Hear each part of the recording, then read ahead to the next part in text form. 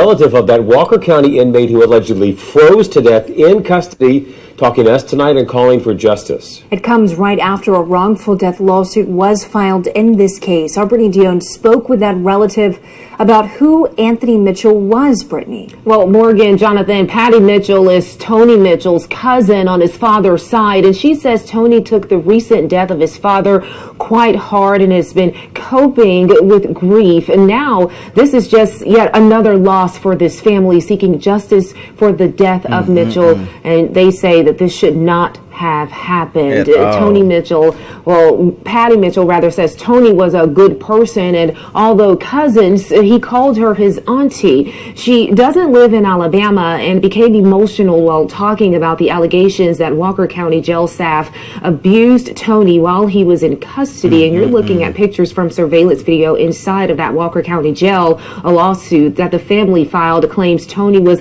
likely placed in a restraint chair in some type of freezer and left for hours. The court document goes on to say a doctor at the hospital said Tony Mitchell's body temperature was 72 degrees and believes he died from hypothermia. They did, in my opinion. You don't treat people like that. You just don't. Yeah. I don't know how they could just let him sit in a cell the way they did. Now, Mitchell says she hopes that justice is served for Tony Mitchell. Jonathan. Damn, boy. New on the 4, an update on that lawsuit in Walker County involving a man who died in custody. We have some new information and disturbing video and pictures, and we have to warn you that these are difficult to look at. Now, we told you yesterday the mother of Anthony Tony Mitchell, seen here before his arrest, filed a wrongful death lawsuit against the Walker County Sheriff and several jail staff members after Mitchell died in custody. Some people, including friends, held a protest outside the jail this morning. Our Tristan Rupert is live now to give us an update.